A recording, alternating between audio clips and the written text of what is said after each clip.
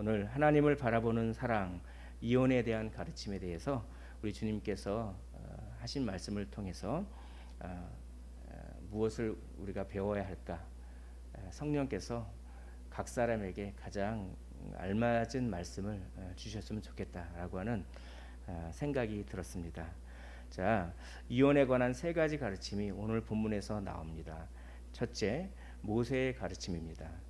신명기 24장 1절에 보니까 사람이 아내를 맞이하여 데려온 후에 그에게 수치되는 일이 있음을 발견하고, 수치되는 일이 뭔지 정의는 안 되어 있습니다. 그러나 뭔가 간음은 아닐 것입니다. 왜냐하면 구약에는 간음하면 바로 돌에 맞아 죽었기 때문에 간음은 아니더라도 상당히 좀 뭔가 이렇게 심각한 어떤 문제가 발견되었을 때, 그때 그를 기뻐하지 아니하면 이혼 증서를 써서 그의 손에 주고 그를 자기 집에서 내보낼 것이요라고 얘기합니다. 이게 굉장히 가혹한 말 같죠. 이혼 증서를 써서 내보내라는 게.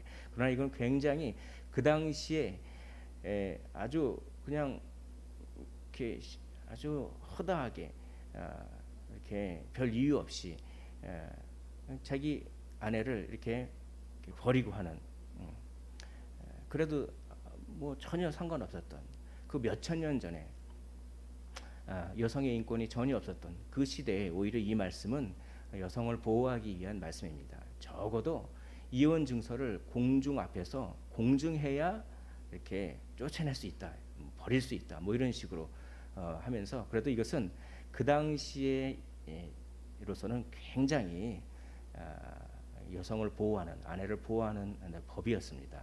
자, 이 신명기 24장 1절에 모세의 가르침을 윌킨스가 이렇게 해석한 것을 한번 소개해드리겠습니다. 세 가지를 보호합니다. 첫째, 결혼 관계를 더럽히는 수치되는 일에서 결혼 그 자체를 보호하기 위해서 이렇게 하셨습니다. 결혼 그 자체는 보호돼야 될 것입니다. 오늘날 결혼 그 자체가 보호가 잘 안 되죠. 내가 좋아서 결혼했으니 내 마음대로 계약을 해지한다. 그것은 성경적 관점이 아닙니다. 결혼 그 자체를 보호하기 위해서. 두 번째, 연고 없이 아무런 이유도 없이, 그러니까 이거예요. 다른 여자를 보니까 예뻐 보이니까 그냥 내쫓는 거예요. 그런 게 팽배했답니다. 그 3,000년 전에, 4,000년 전에.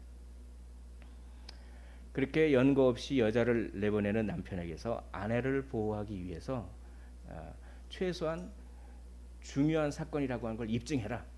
이혼 증서를 그렇게 좀 보호하는 것이죠. 그 당시에 맞게끔. 세 번째, 도망한 간음자로 오해하지 않도록 합법적으로 이혼한 여성으로서의 신분을 보장하기 위해서. 만약에 이혼 증서를 안 하고 이혼을 해버리면은 그 여자가 간음한 자로 오해받으면 어떻게 합니까? 죽임을 당할 수가 있어요. 그러니까 나는 이혼 증서를 받은 사람입니다라고 딱 하면 신분이 보장되는 거예요. 그리고 재혼할 권리를 얻는 것입니다. 그러니까 굉장히 가혹하게 보이지만 그런 게 아니에요. 그 몇천 년 전의 인권에서는 이건 굉장한 보호 장치입니다. 자, 결혼을 보호하고 아내를 보호하고 여성으로서의 신분을 보장하기 위한 것이 이 모세의 이혼 증서에 대한 법이었습니다. 한마디로 결혼은 신성하다. 결혼의 신성함 또한 여성의 인권을 보호하기 위한 것이 바로 이 모세의 이혼 증서에 대한 법이었습니다. 그런데 이거를 바리새인들이 왜곡을 해버려요. 바리새인들은 어떻게 가르치냐면 31절에 보니까 또 일렀을 때 누구든지 아내를 버리려거든 먼저 아내를 버리겠다고 하는 생각을 먼저 전제로 깔고 들어갑니다. 모세의 의도는 너무나 인간이 완악하기 때문에, 원래 이혼은 하나님께서 허락하신 것이 아닌데 워낙 마음이 완악하기 때문에 그냥 그 완악함으로부터 결혼 제도와 또 여성을 보호하기 위해서 궁여지책으로 그럼 이혼 증서라도 써라 라고 했는데, 바리새인들은 그게 아니라 이혼 증서에다가 강조점을 두고 이혼 증서만 쓰면은 그냥 무조건 아내를 버릴 수가 있다 라고 이렇게 바꿔버렸어요. 이렇게. 그래서 자신의 정욕을 위해서 사소한 일에도 이혼 증서를 막 써버립니다.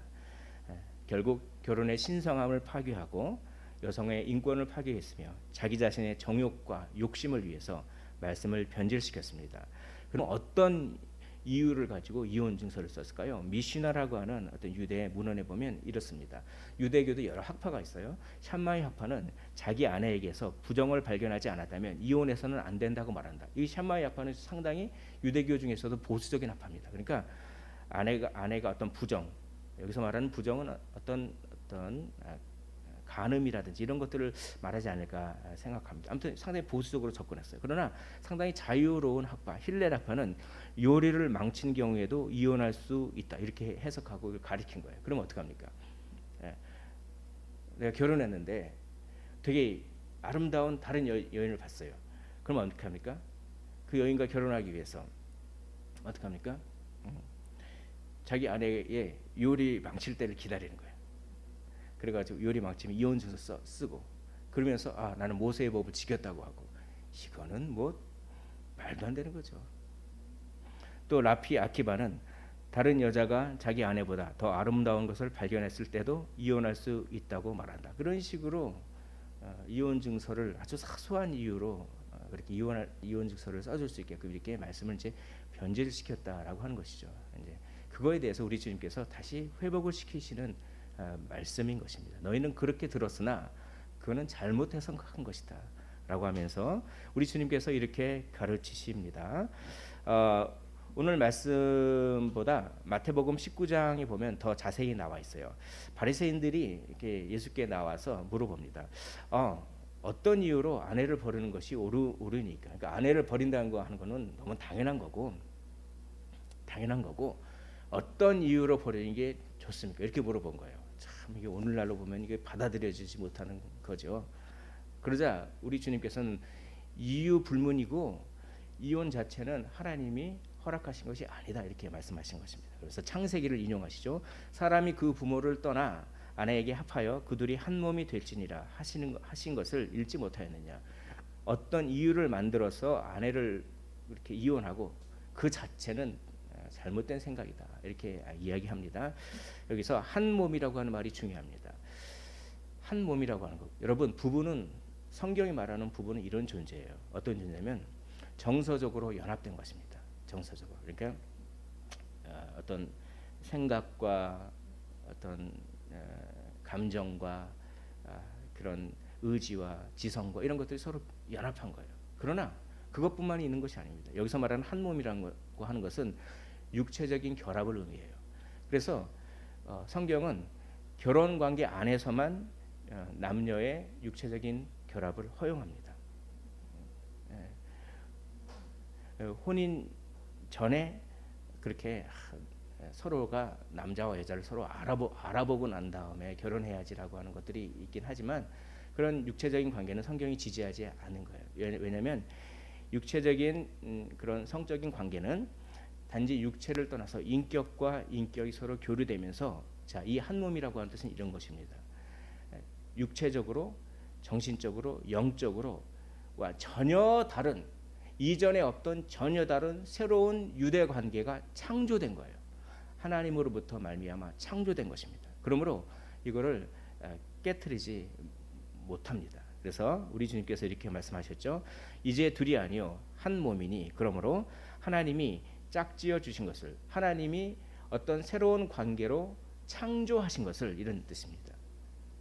우리가 결혼하면 새로운 관계가 창조된 거예요. 부부라고 하는 관계가 창조된 겁니다. 하나님으로 말미암아 그런 깊은 의미가 있습니다. 그래서 하나님이 짝지어 주신 것을 사람이 나누지 못할지니라 이렇게 말씀하는 거죠. 그러자 물어봅니다. 아니 그러면 왜 모세는 이혼 증서를 쓰라고 했습니까? 이렇게 얘기하니까 그는 사람이 워낙 완악해가지고 조금 허락을 한 거지만 이게 명령이 아니라 허락이다. 그래서 어떤 특정한 어떤 케이스 그런 경우에 있어서 이혼이 허용되는 것이지 그것도 허용되는 것이 명령이 아니다. 이렇게 이제 말씀하시는 겁니다.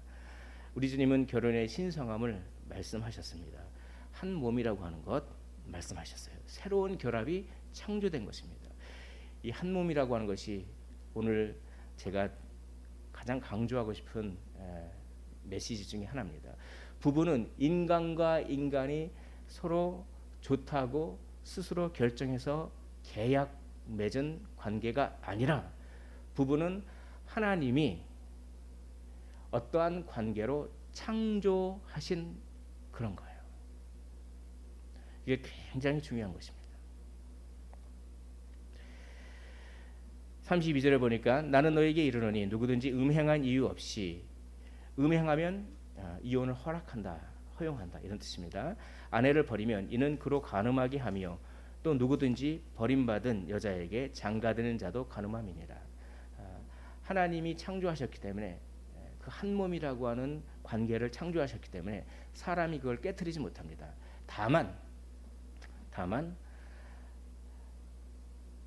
어떤 배우자가 이렇게 간음을 했을 때는 그 관계가 깨지는 것이죠. 다른 상대자와 육체적 관계를 맺었기 때문에 부부라고 하는 한 몸 관계가 깨진 거예요.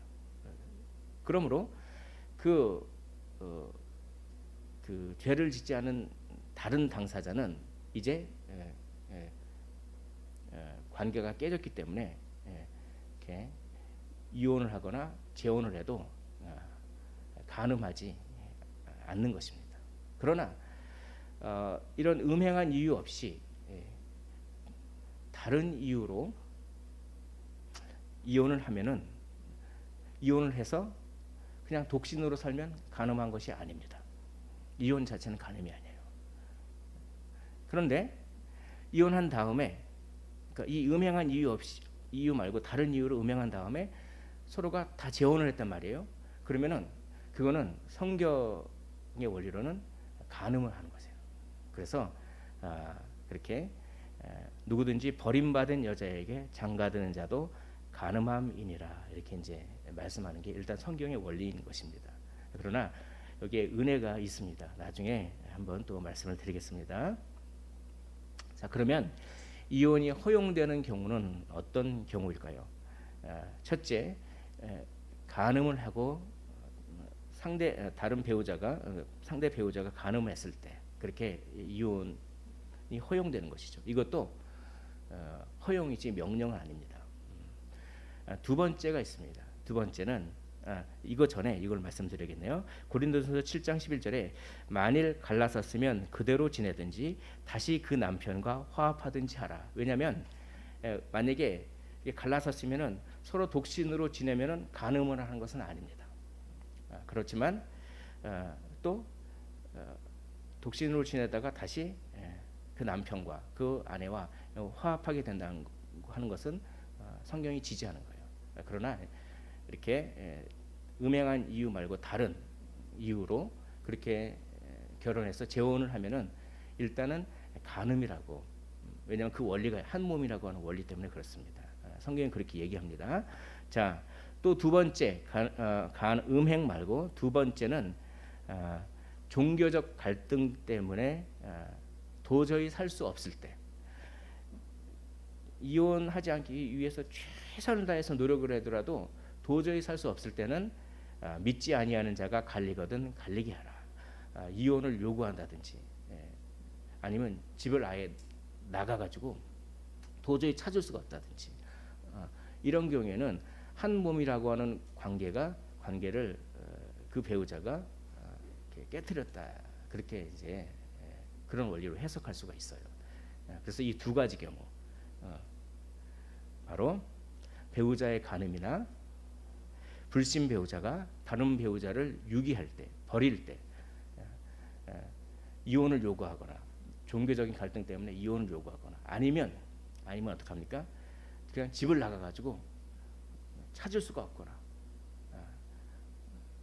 어떠한 노력도 이렇게 효과를 나타내지 않을 때, 이럴 때는 이혼을 하더라도 간음한 것이 아닙니다.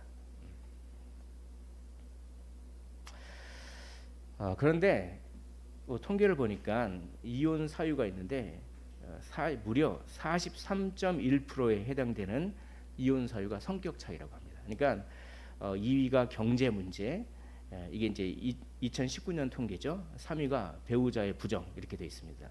여기 보면은 성격 차이로 이혼하는 것이 많아요. 그러면 예를 들어서 성격 차이로 이혼해서 독신으로 각자가 지내면 간음한 것이 아닙니다. 그런데 성격 차이로 이혼해서 서로가 재혼하면 둘 다 성경의 원리로는 간음한 걸로 이렇게 생각하는 것이죠. 그런데 왜 이혼 사유에서 성격 차이로 이혼하는 것이 왜 그렇게 가장 많을까요? 이것은 결혼의 원리에 대해서 성경적인 이제 원리라기보다는 이제 어떤 인본주의적 원리를 우리가 알고 있어서 그래요. 대부분 서로 사랑하면 결혼한다. 맞지요. 근데 그 사랑은 좋은 사랑이 있고 나쁜 사랑이 있어요. 사랑에도. 성경에서 말하는 좋은 사랑으로 결혼해야지 이렇게 좀 왜곡된 사랑으로 결혼하면 안 되는데 인본주의적인 의미는 이렇게 서로 사랑하면 결혼한다라고 하는 말 속에는 결혼을 계약으로 인식하는 거예요. 그러나 결혼은 계약이 아니라 언약입니다. 계약과 언약은 천지 차이예요. 그래서 우리는 계약적인 사랑을 하는 것이 아니라 우리 그리스도인은 언약적인 사랑을 하는 것입니다. 자, 이렇게 우리는 이야기할 수가 있습니다. 우리가 이혼과 재혼 문제를 생각할 때 기억해야 할 사실은 결혼은 사람과 사람 사이에서 맺어진 계약이 아니라 하나님을 증인으로 삼고 체결된 언약이라는 점입니다. 그래서 하나님 앞에서 결혼 예식을 하는 것은 굉장히 중요합니다. 언약이기 때문에. 계약은 인간들의 합의에 의해서 체결된 것이기 때문에 인간들의 합의에 의해서 바뀔 수가 있습니다. 그러니까 성격 차이로 이혼하고 하는 것들이 많다는 것은 결혼을 계약으로 생각하고 있기 때문에 그렇습니다. 그러나 성경적인 원리를 소개해 드리는 거예요. 그러나 하나님 앞에서 체결된 언약은 인간들의 뜻만으로는 마음대로 변경시킬 수가 없습니다. 왜냐하면 언약이기 때문에 그렇습니다. 한 몸이라고 하는 새로운 결합체, 새로운 공동체가 하나님에 의해서 창조된 것이기 때문에 그렇다고 성경이 이야기하고 있습니다. 그러면 인간이 연약해서 성경이 허용하는 그런 이유 말고 많은 이유가 있지 않습니까? 그런 이유 때문에 이혼을 해서 독신도 아니고 그냥 재혼한 사람은 어떡합니까? 그럼 성경이 그런 사람을 막 정죄하고 막 물론 죄라고는 하지만 어떡합니까? 자, 여기에 은혜가 있습니다. 32절에 보니까 버림받은 여자에게 장가드는 자도 간음함이니라. 일단 그런 경우에 간음으로 출발을 하지만 그래도 그것을 결혼이라고 불러주시는 거예요. 하나님은 그것을 장가든다, 결혼으로 이걸 불러주시는 것입니다. 이것에 대해서 이런 해석을 소개해드리겠습니다. 예수님은 그 결혼이 간음으로 시작됐다고 가르치시기는 하지만 예수님의 말씀은 이 두 사람이 이제는 결혼했음도 보여준다. 결혼한 거예요. 그러니까 어떻게 하면 됩니까? 그런 식으로 재혼한 경우에 자신들의 이전의 죄를 용서해 주시고 또 자신들의 현재의 결혼에 복을 주시라고 기도해야 한다. 왜냐하면 주 예수 그리스도의 십자가는 용서하지 못할 것이 없기 때문에 그렇습니다. 참 은혜요. 이 32절이 은혜입니다. 은혜. 결혼으로 인정하신 거예요. 그러나 간음으로 출발하긴 하지만 그러나 예수 그리스도의 십자가로 말미암아 그 이전 관계가 다 청산되고 이제 결혼을 그렇게 해서 재혼을 했으면 그 결혼에 복을 주시라고 기도하면서 그 재혼에 결혼하는 거기에 최선을 다해서 또 성실하게 결혼 생활을 하라고 이렇게 성경은 이야기하고 있는 것입니다. 왜냐하면 우리 주님은 우리가 너무나도 연약하고 너무나도 죄짓기 쉽고 그런 거를 너무나 잘 알기 때문에 그렇죠. 마틴 로이드 존스는 이 이혼에 대한 설교를 하면서 이렇게 결론을 맺고 있습니다. 제가 그것을 소개해 드리겠습니다. 제가 죄를 범하도록 격려하게 될 것을 말하게 될까 두렵습니다. 저도 그렇습니다. 하지만 복음을 기초로 해서 진리를 위해 저는 이렇게 말씀드리지 않을 수 없습니다. 저도 그렇습니다. 간음마저도 용서받을 수 없는 죄는 아니다라고 말입니다. 간음죄는 무서운 죄이지만 간음죄 때문에 하나님의 사랑 밖에서나 그의 나라 밖에서 죄를 범하였다는 느낌을 가지는 사람이 없으시기를 바랍니다. 저도 그렇습니다. 간음죄는 무서운 것이긴 하지만 그것 때문에 내가 하나님 밖으로 쫓겨났다거나 나의 구원이 취소됐거나 그런 느낌을 가지지 않으셨으면 좋겠습니다. 만일 참되게 회개하고 하나님의 무한하신 사랑과 자비와 은혜에 온 몸을 내어 맡기신다면 용서받을 수 있습니다. 그리고 새 출발할 수가 있어요. 하지만 복되신 우리 주님의 말씀을 들으십시오. 간음한 여인에게 하신 말씀이죠. 용서를 선포하신 이후에 이렇게 말씀하셨죠. 가서 다시는 죄를 범하지 말라. 이렇게 말씀하셨습니다. 주 예수 그리스도의 십자가에서 용서받지 못할 것은 아무것도 없는 것입니다. 그러므로 다시 한번 십자가를 바라보는 것이죠. 이혼에 대한 가르침은 사실은 이혼 그 자체에 있는 것이 아니라 결혼은 어떤 것인가의 관점이 사실 있습니다. 여러분, 결혼은 신성한 것입니다. 그래서 부부는 신성한 사랑을 나눠야 돼요. 새로 결합된, 새로 창조된 관계이기 때문에 신성한 사랑. 저는 그것을 하나님 앞에서의 사랑 혹은 하나님을 바라보는 사랑이라고 말씀드리고 싶습니다. 계약적인 사랑이 있습니다. 언약적인 사랑이 있습니다. 둘 다 사랑입니다. 그러나 하나의 사랑은 사람을 참 힘들게 합니다. 그러나 다른 사랑은 물론 힘들지만 힘든 것을 이겨낼 수 있는 그런 종류의 사랑이 또 있다고 하는 것입니다. 성경이 말하는 이 언약적인 사랑을 하십시오. 그런 사랑을 배우고 성령을 의지하시기를 원합니다. 계약적인 사랑은 상대방만을 바라보는 사랑입니다. 상대방을 바라봐요. 상대방만을 바라봅니다. 그래서 이 계약적인 사랑은 상대방의 외모를 통해서 사랑을 느낍니다. 이 외모는 육체적으로 잘 이렇게 생기고, 또 이렇게 그런 외모의 비율 이런 것들이 좋은 거, 이런 것뿐만 아니라 그 사람이 돈 많이 가졌다, 이것도 이제 외모죠. 그런 것 때문에 사랑을 느낄 수가 있어요. 또 능력이 많다, 성격이 좋다, 이런 것이죠. 이 상대방만을 바라보는 사랑입니다. 또 행동과 말을 통하여 사랑을 느낍니다. 그게 상대방만을 바라보는 계약적인 사랑이죠. 이 계약적인 사랑의 특징은 최소한의 대가를 바라는 사랑입니다. 한 만큼 바라는 사랑이에요. 내가 이렇게 행동했는데 상대방은 내가 이 정도 행동했으면 이 정도 행동하든지 아니면 최소한도 이 정도는 행동해야지 라고 하는 것이 이 계약적인 사랑이 가지고 있는 관념이에요. 이것은 사랑을 감정과 느낌으로만 생각합니다. 좋다, 느낌 좋다. 감정과 느낌으로만 사랑을 인식하는 것이 계약적인 사랑입니다.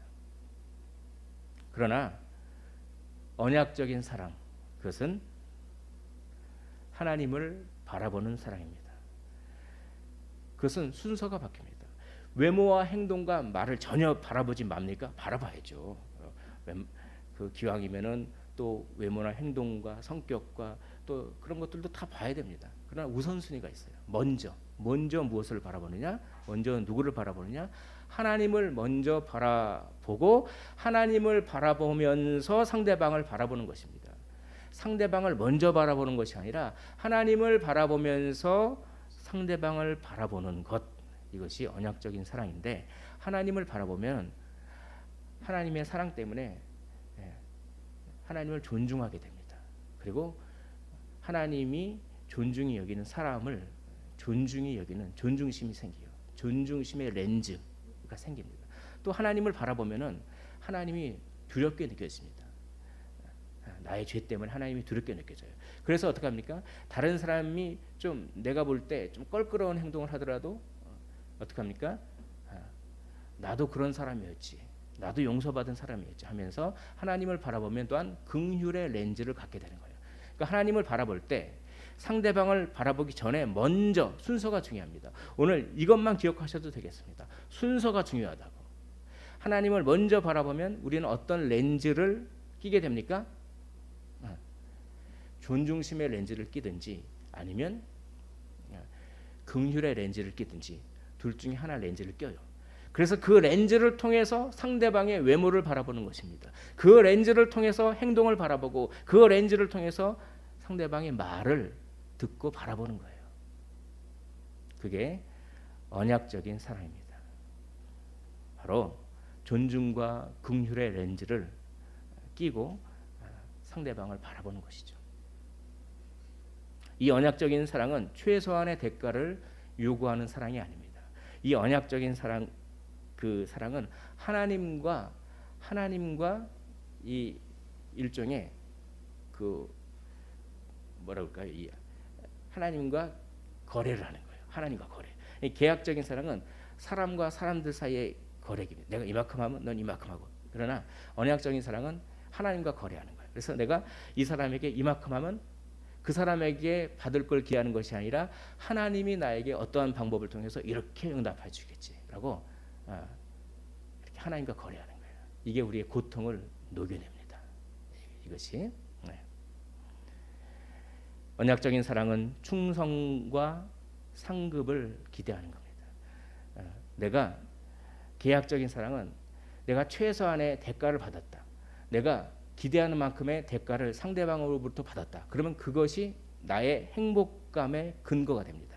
나의 만족의 근거가 돼요. 그러나 언약적인 사랑은 내가 하나님 말씀에 충성했다라고 하는 것이 나의 행복감의 근거가 되며 나의 만족의 근거가 되는 것입니다. 그리고 상급을 바라는 거예요. 그 상급은 이 현세에서도 하나님은 풍족하게 부어주십니다. 이 현세에서도. 그 현세에서 상급을 외면하는 것은 성경적이지 않은 거예요. 그러나 저 천국에서 정말 아주 영광스럽게 우리를 칭찬해 주시고 그런 상급이 있을 것입니다. 그렇게 하나님이 우리에게 복 내려주시고 상급을 주신다고 하는 것을 믿으면 하나님이 어떻게 한다고 기록되어 있습니까? 기뻐하세요. 하나님을 기쁘게 시게 하시는 방법이 있습니다. 그거는 하나님이 나에게 복 주심을 나는 믿습니다.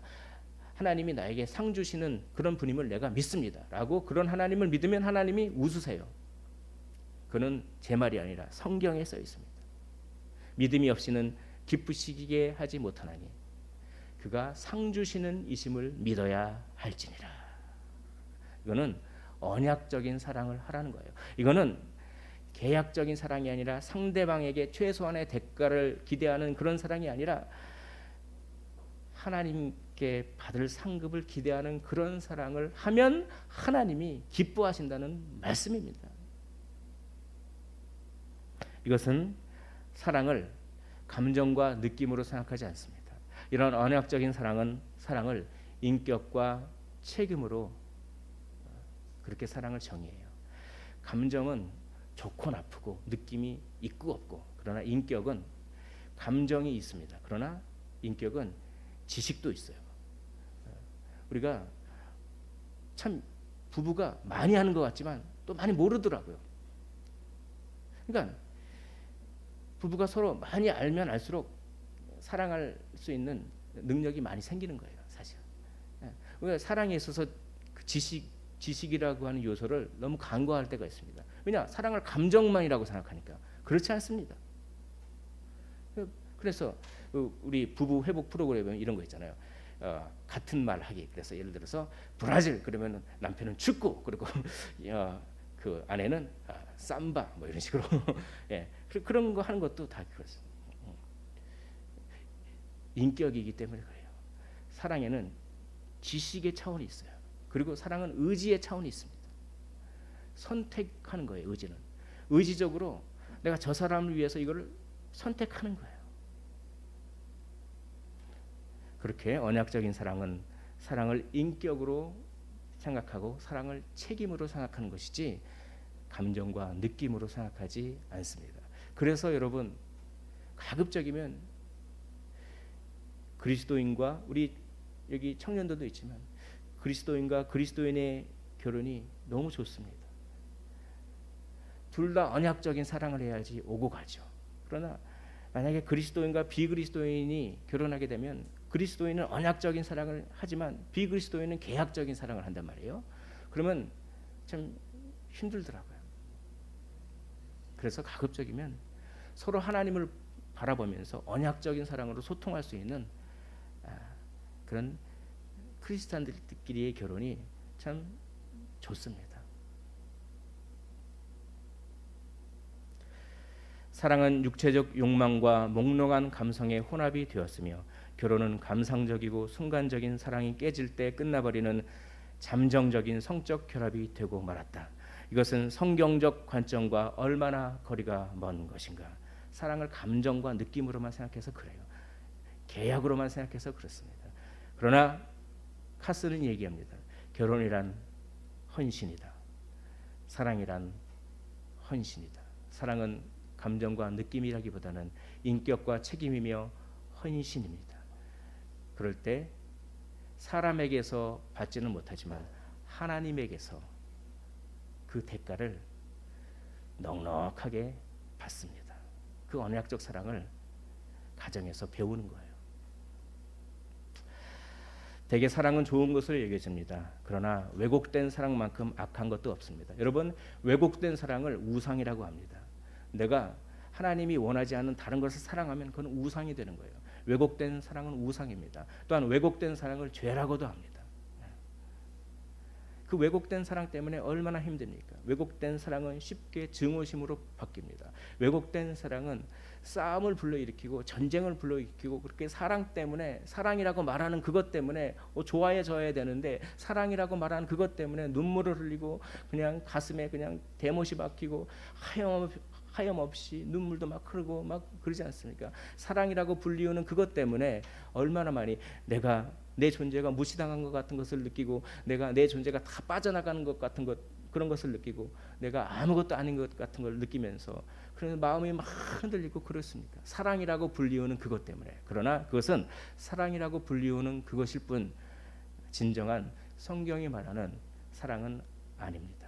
성경이 말하는 하나님을 바라보는 사랑, 참된 사랑, 그것을 성경은 하라고 말씀합니다. 물론 참된 사랑도 고통이 있어요. 고통이 있잖아요. 참아야 되고 하나님을 바라봐야 되니까 고통이 있습니다. 최소한의 대가가 안 올 수도 있어요. 나는 성실하게 했는데. 그러나 차이가 있습니다. 참된 사랑은 그 고통을 녹여냅니다. 그리고 참된 사랑은 자신의 존재를 충만하게 채웁니다. 왜냐하면 참된 사랑을 하는 사람의 마음 가운데 성부, 성자, 성령 삼위일체께서 일하시고 계시기 때문입니다. 그러므로 내가 참 배신감에 쌓여 있을 때 그 배신감을 녹여낼 수 있는 비법은 하나님을 바라보는 참된 사랑밖에 없어요. 그리스도의 십자가의 은혜 안에 있는 성부 하나님의 사랑이 성령을 통해 마음속에서 일하시기 때문입니다. 성부, 성자, 성령께서 우리 마음 가운데 일하십니다. 이걸 좀 더 간단하게 말씀드리면 참된 사랑은 내가 용서받았다. 이걸 깨달은 거예요. 내가 십자가에서 용서받았다. 그러면 그게 내가 받아들여진 존재구나. 내가 사람의 인정을 그렇게 굳이 구하지 않고도 하나님께 받아들여진 존재구나. 내가 그렇게 정말 이렇게 용납받은 존재구나 라고 하는 이 십자가 은혜 안에 있는, 그러면서 내가 용납받았으니까 나를 향한 하나님의 사랑이 얼마나 큰지가 막 느껴지는 거예요. 그래, 하나님의 사랑. 물론 사람의 사랑을 많이 받는 것도 좋지만, 그러나 하나님의 사랑으로 만족할 수 있는 일체의 비결을 받기 시작합니다. 그래서 마음의 여유가 생기면 오히려 사람의 사랑도 받을 수 있어요. 사람의 사랑을 받기 위해서 막 조급하면 그 사랑으로부터 멀어집니다. 그러나 하나님의 사랑으로 만족합니다 라고 하면, 마음의 여유가 생기면 오히려 이상하게 사람의 사랑도 받더라고요.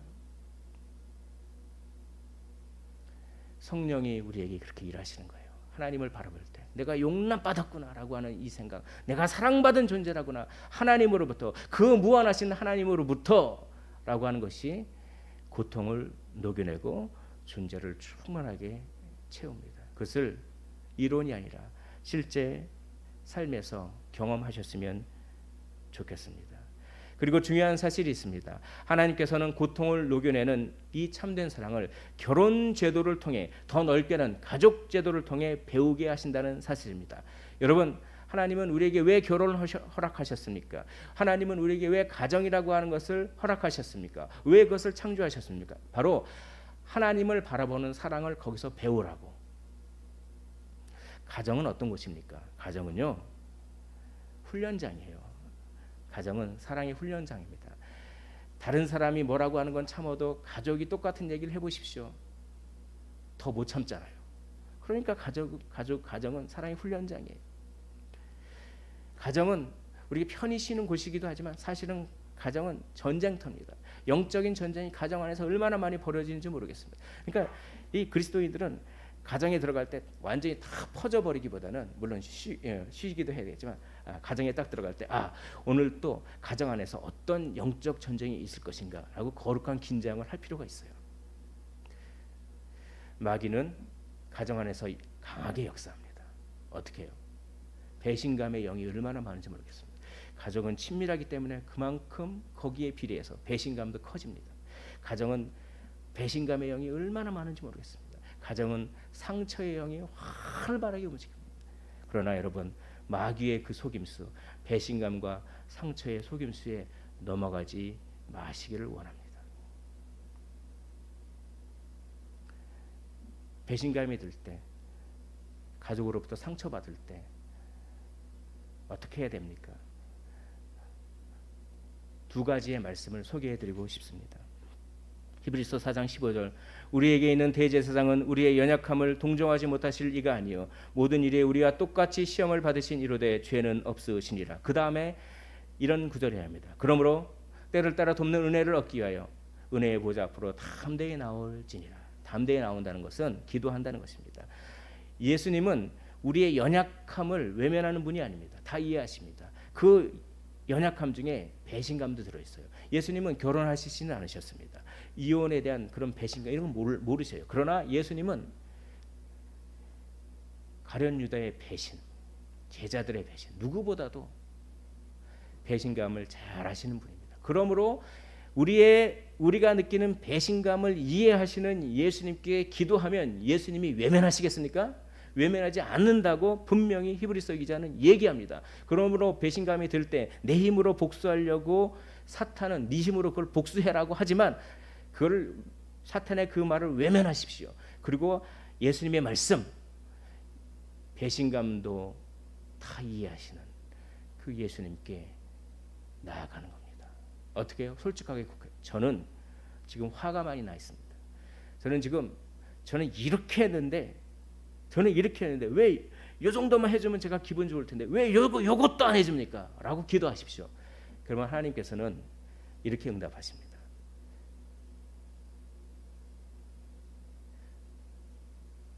나는 매일마다 너의 배신을 참고 있다. 이렇게 응답하세요. 하나님은. 내가 너를 위해서 십자가를 지고 이만큼 해줬는데 너는 십자가의 사랑에 오늘도 상처를 내지 않았냐. 그러나 나는 너의 배신을 오늘도 참고 있다. 대부분 이렇게 응답하세요. 그럼 그렇군요 라고 하면서 오히려 복수심이 녹아내립니다. 베드로전서 1장 18절과 19절을 화면 보면서 우리 한 목소리로 읽어보도록 하겠습니다. 시작. 너희가 알거니와 너희 조상이 물려준 헛된 행실에서 대속함을 받은 것은 은이나 금같이 없어질 것으로 된 것이 아니요 오직 흠없고 점없는 어린 양 같은 그리스도의 보배로운 피로 된 것이라. 이게 뭡니까? 조상은 부모예요. 부모님 때문에 상처받는 경우가 있습니다. 부모님의 연약함 때문에 상처받을 때가 많아요. 그러나 그 조상이 불려준 헛된 행실에서 주 예수 그리스도의 보배로운 피가 대속을 한다는 것입니다. 주 예수 그리스도의 보배로운 피는 조상 때문에 받은 상처를 씻는 능력이 있음을 오늘 베드로 사도가 이렇게 얘기하고 있습니다. 할렐루야. 이 말씀을 의지하십시오. 예수 그리스도의 피는 우리의 과거의 상처, 우리의 부모 때문에 받은 상처, 우리의 조상 때문에 받은 상처를 예수 그리스도의 피는 대속할 능력이 있다고 하는 이 말씀을 믿고, 주님 이제 부모님 때문에 받은 어떠함이 나를 지배하지 않게 하여 주시옵소서 기도하는 거예요. 성경에 써 있잖아요. 주 예수 그리스도의 보배로운 피는 그런 원망과 상처와 이런 것을 치료할 능력이 있습니다. 이렇게 기도하면 어떻게 됩니까? 이렇게 기도하면 예수님께서 그래, 모든 사람은 다 그렇게 연약한데 내가 그 연약함을 다 씻어줬다. 그 부모님을 오히려 불쌍히 여기면 안 되겠니? 이렇게 마음을 바꿔주세요. 긍휼의 렌즈를 주시는 거예요. 긍휼의 렌즈를. 너도 불쌍한 존재였니? 나 같은 죄인 살리신 그 은혜 놀라워. 잃었던 생명 찾았고 광명을 얻었네. 맞습니다, 주님. 저도 너무나 불쌍한 존재인데 내가 그렇게 은혜 받았고 회복됐으니 이제 만약에 나의 부모님의 그 어떠함 때문에 내가 정말 너무나 힘든 거 있다면 이제 긍휼의 마음으로 바라보겠습니다. 이런 식으로 회복을 많이 시키십니다. 이런 간증들이 넘쳐나요. 성령께서 그렇게 역사하시거든요.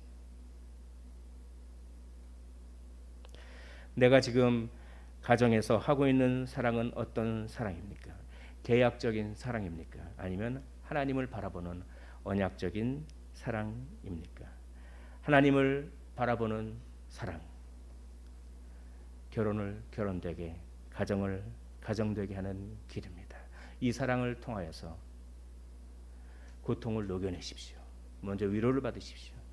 그리고 가정의 회복을 경험하십시오. 그리고 하나님의 나라의 확장을 경험하시기를 주님의 이름으로 축원을 드립니다.